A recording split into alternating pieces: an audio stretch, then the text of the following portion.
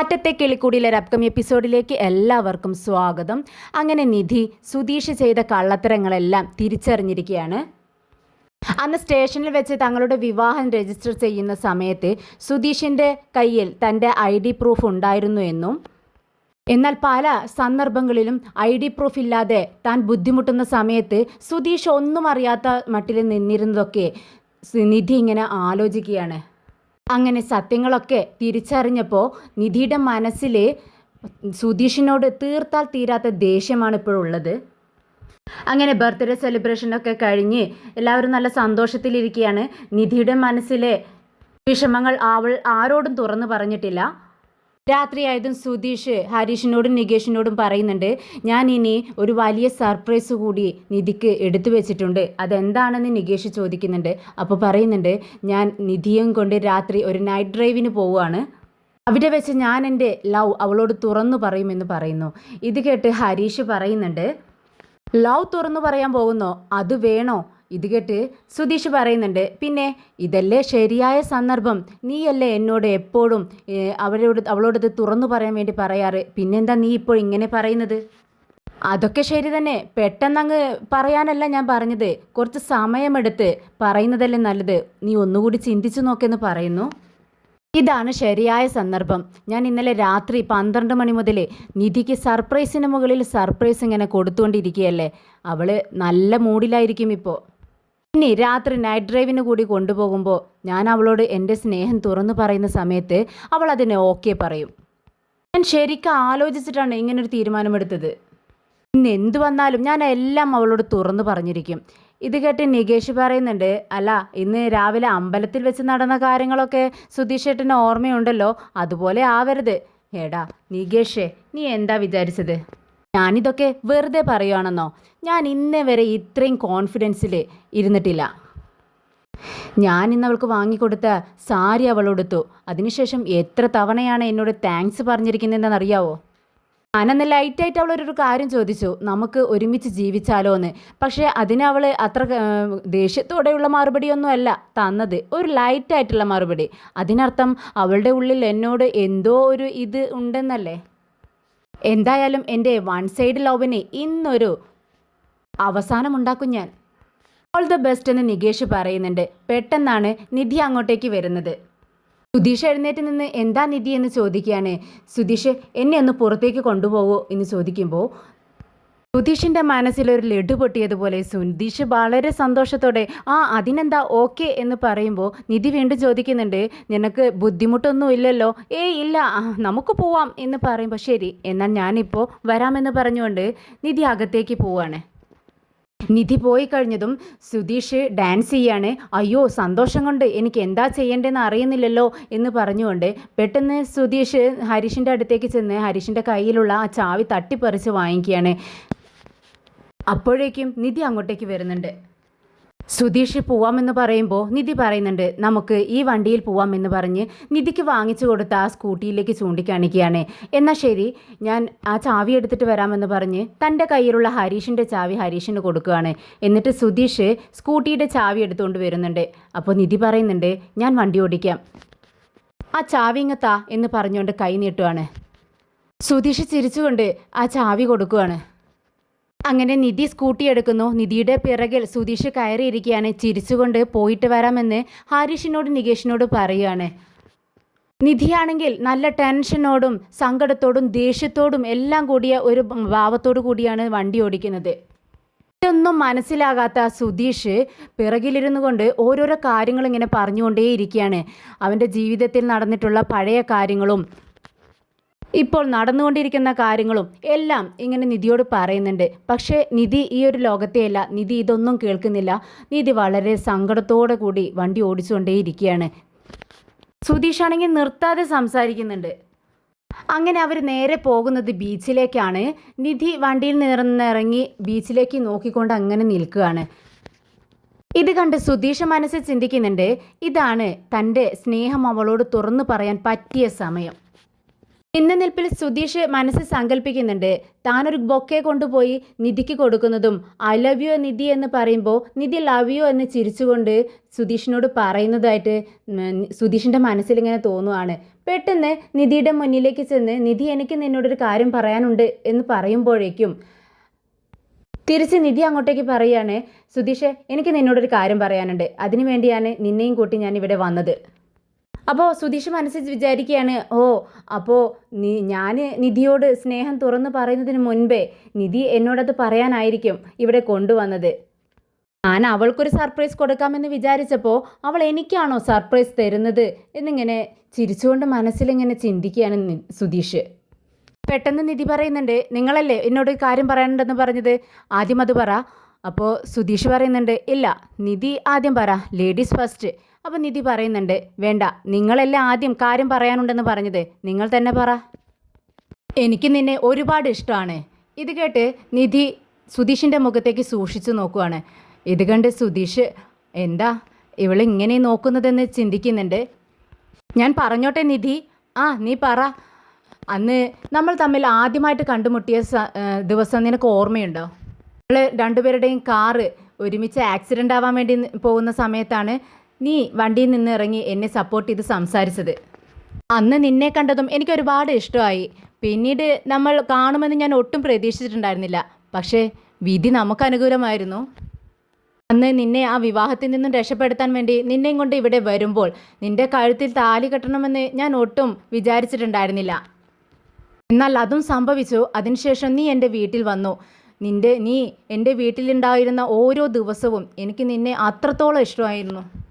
പണ്ടൊക്കെ എനിക്ക് വീട്ടിലേക്ക് വരുന്നത് ഒട്ടും ഇഷ്ടമില്ലാത്ത കാര്യമായിരുന്നു. പക്ഷേ ഇപ്പോൾ നീ വീട്ടിലുള്ളത് കൊണ്ട് എനിക്ക് ഇടയ്ക്കിടയ്ക്ക് വീട്ടിലേക്ക് വരാനായിട്ട് തോന്നുമായിരുന്നു. നീ എൻ്റെ വീട്ടുകാരെ കാണുന്ന വിധം, അവർ നിന്നെ കാണുന്ന വിധം, ഇതൊക്കെ എനിക്ക് ഒരുപാട് ഇഷ്ടപ്പെട്ട കാര്യമാണ്. അത് ആലോചിച്ച് എനിക്ക് ഒരുപാട് സന്തോഷമുണ്ട്. നിന്നെ എനിക്ക് ഒരിക്കലും നഷ്ടപ്പെടാൻ പാടില്ല എന്ന് ഞാൻ വിചാരിച്ചു. നീ ഡൈവേഴ്സ് ചോദിച്ചപ്പോൾ എനിക്ക് ഒരുപാട് വിഷമമായി. അതിനിടയിൽ ഇടയ്ക്കിടയ്ക്ക് നീ ഒരു കാര്യം പറയാറുണ്ട്, ഡൈവേഴ്സ് ആയി കഴിഞ്ഞാൽ നിനക്ക് നിൻ്റെ കാര്യം നോക്കി പോവാം, അപ്പോൾ നിനക്കും സന്തോഷമാവുമല്ലോ എന്ന് നീ പറയാറില്ലേ? പക്ഷേ അത് അങ്ങനെയല്ല. എൻ്റെ സന്തോഷം എനിക്ക് നിന്നോടൊപ്പം ജീവിക്കുമ്പോഴാണ്. നീ എന്നോടൊപ്പം ഉള്ളപ്പോഴാണ് ഞാൻ ഏറ്റവും സന്തോഷമായിരിക്കുന്നത്. നീ ഇല്ലാത്തൊരു ജീവിതം, അതിനെക്കുറിച്ച് എനിക്ക് ചിന്തിക്കാനേ കഴിയുന്നില്ല നിധി. നിന്നെ ഡൈവോഴ്സ് ചെയ്യാൻ എനിക്ക് ഇഷ്ടമല്ല നിധി. നിനക്ക് എന്നോട് സ്നേഹം തോന്നി നീ തന്നെ എന്നോട് വന്ന് എന്നെ ഇഷ്ടമാണെന്ന് പറയുന്ന ആ ഒരു നിമിഷത്തിന് വേണ്ടിയാണ് ഞാൻ ഇത്രയും നാൾ കാത്തിരുന്നത്. പക്ഷേ അങ്ങനെ ഒരു സന്ദർഭം വരാത്തത് കൊണ്ടാണ് ഞാൻ നിന്നോട് ഇതൊക്കെ തുറന്നു പറഞ്ഞത്.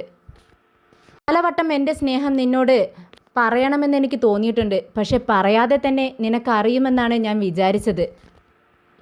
നമ്മുടെ വിവാഹം ഒരു ഫേക്കാണെന്ന് നീ എപ്പോഴും പറയുമായിരുന്നു. അപ്പോഴൊക്കെ എനിക്ക് നിന്നോട് പറയണമെന്ന് തോന്നിയിട്ടുണ്ട്, നിധി ഇതൊരു ഫേക്കല്ല, ഇത് എൻ്റെ മനസ്സിലൊരു ശരിക്കുമുള്ള വിവാഹം തന്നെയാണ് നടന്നിട്ടുള്ളത് എന്ന് എനിക്ക് നിന്നോട് പറയണമെന്ന് തോന്നിയിട്ടുണ്ട് പലവട്ടം. പക്ഷേ എനിക്കതിന് കഴിഞ്ഞിട്ടില്ല.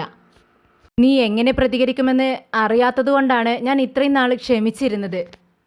ഇപ്പോഴും ധൈര്യമുള്ളത് കൊണ്ടൊന്നുമല്ല ഞാൻ തുറന്നു പറഞ്ഞത്. പക്ഷേ ഇപ്പോഴും തുറന്നു പറഞ്ഞില്ലെങ്കിൽ അത് ശരിയല്ല എന്നെനിക്ക് തോന്നി. നീ വന്നതിന് ശേഷമാണ് എനിക്ക് എൻ്റെ ഏട്ടനെ എങ്ങനെ സ്നേഹിക്കണം, അനിയന്മാരെ എങ്ങനെ സ്നേഹിക്കണം എന്നൊക്കെ മനസ്സിലായത്. നീ വന്നതിന് ശേഷമാണ് ഞങ്ങളുടെ ഒരു വീടായത്. നീ അന്ന് ഹോസ്റ്റലിലേക്ക് പോയില്ലേ, അന്ന് എനിക്ക് ഭ്രാന്ത് പിടിച്ചതുപോലെയായിരുന്നു. അന്നാണ് എനിക്ക് മനസ്സിലായത് നീയില്ലാതെ എനിക്ക് ജീവിക്കാൻ കഴിയില്ല എന്ന്. നമുക്ക് ഈ ഡൈവോഴ്സ് വേണ്ട നിധി. ഞാൻ നിന്നെ ഒരുപാട് സ്നേഹിക്കുന്നു. എനിക്ക് നിന്നോടൊപ്പം ജീവിക്കണമെന്ന് ആഗ്രഹമുണ്ട്. പ്ലീസ് നിധി, എൻ്റെ മനസ്സ് നിറയെ നീയാണ്. ഞാൻ സിൻസിയറായി നിന്നെ സ്നേഹിക്കുന്നു നിധി. സുധീഷ് ഇത്രയൊക്കെ പറഞ്ഞിട്ടും നിധി ഒന്നും മിണ്ടാതെ നിൽക്കുകയാണ്. അപ്പോൾ സുധീഷ് കൈ ഉയർത്തി ഇങ്ങനെ കാട്ടിയിട്ട് പറയുന്നുണ്ട്, ഹലോ നിധി, നീ ഒന്നും മിണ്ടാത്തത് എന്താണ്? ഞാൻ ഒരുപാട് സംസാരിച്ചു, നീ എന്താ ഒന്നും മിണ്ടാത്തതെന്ന് ചോദിക്കുകയാണ്. പറഞ്ഞു തീർന്നോ എന്ന് നിധി ചോദിക്കുകയാണ്. അപ്പോൾ സുധീഷ് പറയുന്നുണ്ട്, ഞാൻ പറഞ്ഞതെല്ലാം നീ കേട്ടില്ലേ? ഞാൻ കേട്ടു. എന്നിട്ടും എന്താ ഒന്നും മിണ്ടാത്തത്? നിങ്ങൾ എന്നെ സ്നേഹിക്കുന്നു അല്ലേ? അതേ നിധി, ഞാൻ നിന്നെ ഒരുപാട് ഇഷ്ടപ്പെടുന്നു. നിന്നെ കണ്ട അന്നു മുതൽ തന്നെ എനിക്ക് ഇഷ്ടമായി. ഈ ലവ് അറ്റ് ഫസ്റ്റ് സൈറ്റ് എന്നൊക്കെ പറയില്ലേ, അതുപോലെ. അന്നു മുതൽ ഇന്ന് വരേക്കും നിന്നോടുള്ള സ്നേഹം കൂടിയിട്ടേ ഉള്ളൂ. അന്നു മുതൽ ഇന്ന് വരെയുള്ള നമ്മളെ ജേണിയിൽ നിനക്കും എന്നോട് ഇഷ്ടമുണ്ടാവുമെന്നാണ് ഞാൻ വിചാരിക്കുന്നത്. ഞാൻ പറഞ്ഞത് ശരിയല്ലേ നിധി? പെട്ടെന്ന് നിധി സുധീഷിൻ്റെ മുഖത്തേക്ക് തുറിച്ചു നോക്കിക്കൊണ്ട് ദേഷ്യത്തോടെ ചോദിക്കുന്നുണ്ട്, ഞാൻ നിങ്ങളോട് പറഞ്ഞോ നിങ്ങളെ ഇഷ്ടമാണെന്ന്? പെട്ടെന്ന് സുധീഷ് ഒന്ന് സ്റ്റക്കാവുന്നുണ്ട്. വീണ്ടും നിധി ചോദിക്കുന്നുണ്ട്, നിങ്ങളെ ഇഷ്ടപ്പെടാനുള്ള എന്തെങ്കിലും ഒരു കാരണം പറയാമോ? എനിക്ക് നിങ്ങളെ ഇഷ്ടമാകുമെന്നല്ലേ നിങ്ങൾ പറഞ്ഞത്, അതുകൊണ്ടാണ് ചോദിച്ചത്. നിങ്ങളെ ഇഷ്ടപ്പെടാൻ എന്തെങ്കിലും ഒരു കാരണം പറയൂ. ഞാൻ നിങ്ങളെ എന്തിനിഷ്ടപ്പെടണം? അങ്ങനെ ചോദിച്ചാൽ ഞാൻ എന്താ പറയുക നിധി? നിന്റെ കല്യാണം നിർത്തണമെന്ന് നീ പറഞ്ഞു, അങ്ങനെ നിന്നെ കൊണ്ട് ഞാൻ ഇങ്ങോട്ടേക്ക് വന്നു. ഇവിടെ നിനക്ക് ജോലി ചെയ്യണമെന്ന് പറഞ്ഞു, ജോലിയും ശരിയായി. ഇതെല്ലാം ഞാൻ നിനക്ക് വേണ്ടി ചെയ്തില്ലേ നിധി? അതെ, ഇതെല്ലാം നിങ്ങൾ എനിക്ക് വേണ്ടി ചെയ്തു. അതിനുവേണ്ടി ഞാൻ നിങ്ങൾക്ക് തിരിച്ചൊരു താങ്ക്സ് ആണ് പറയേണ്ടത്. അല്ലാതെ നിങ്ങളെ ഞാൻ എന്തിനു വേണ്ടി സ്നേഹിക്കണം? നിങ്ങളെപ്പോലെ ഒരു ഫ്രോഡിനെ ഞാൻ എന്തിനു സ്നേഹിക്കണം? ഇത് കേട്ട് സുധീഷ് ചോദിക്കുന്നുണ്ട്, ഫ്രോഡോ? ഞാനോ?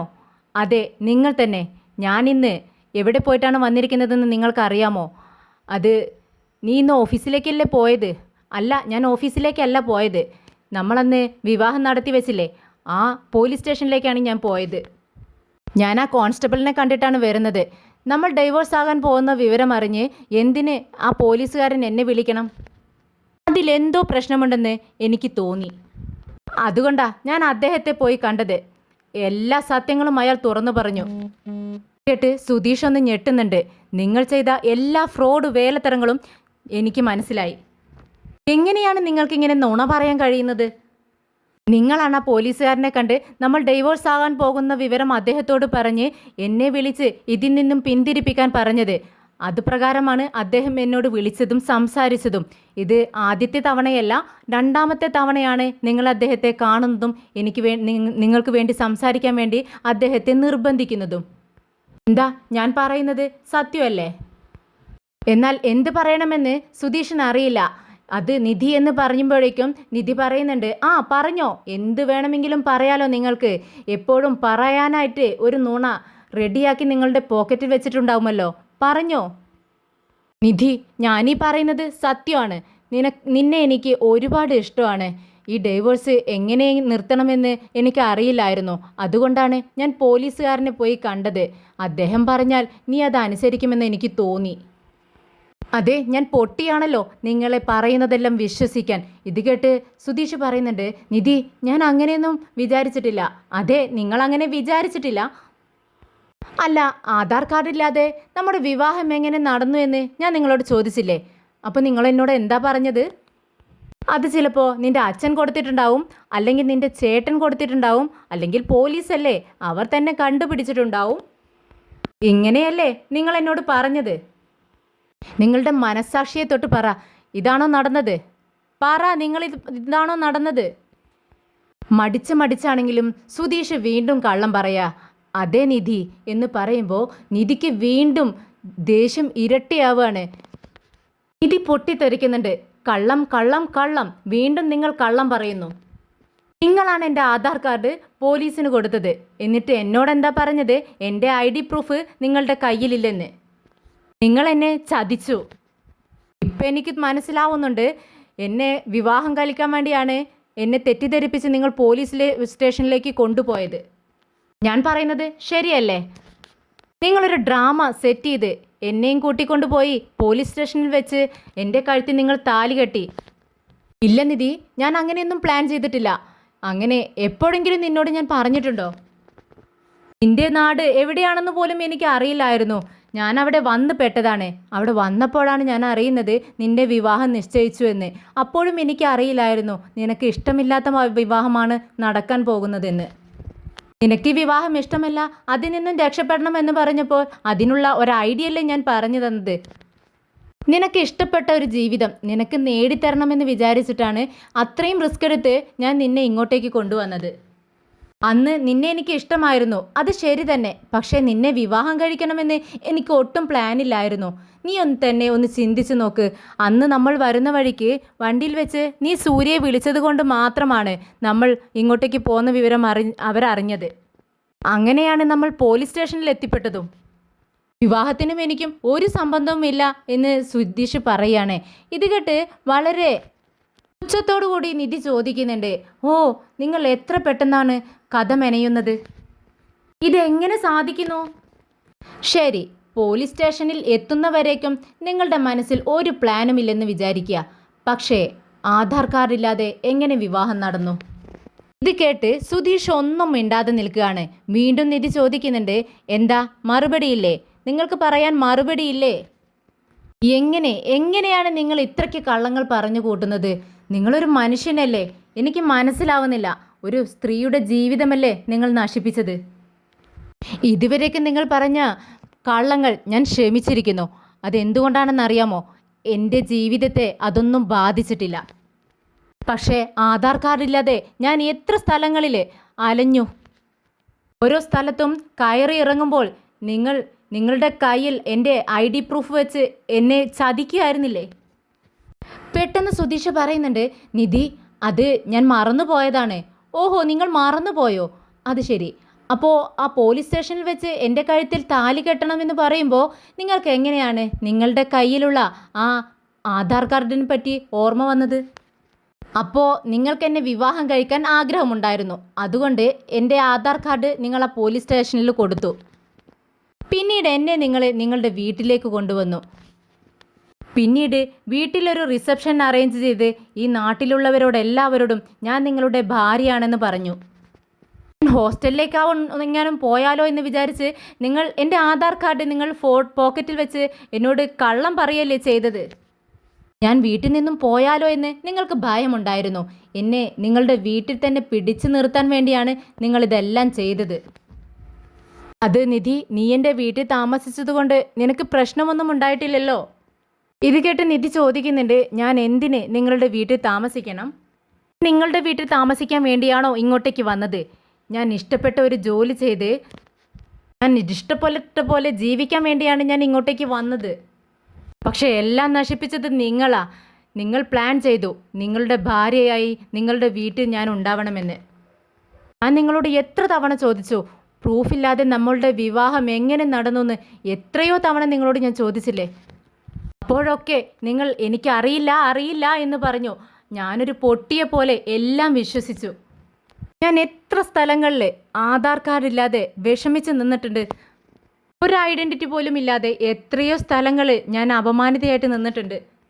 നിങ്ങൾ എൻ്റെ തൊട്ടടുത്ത് നിന്ന് അതെല്ലാം കണ്ട് ആസ്വദിക്കുകയായിരുന്നില്ലേ? നിങ്ങൾക്കൊരു മനസാക്ഷിക്കുത്തും ഇല്ലേ?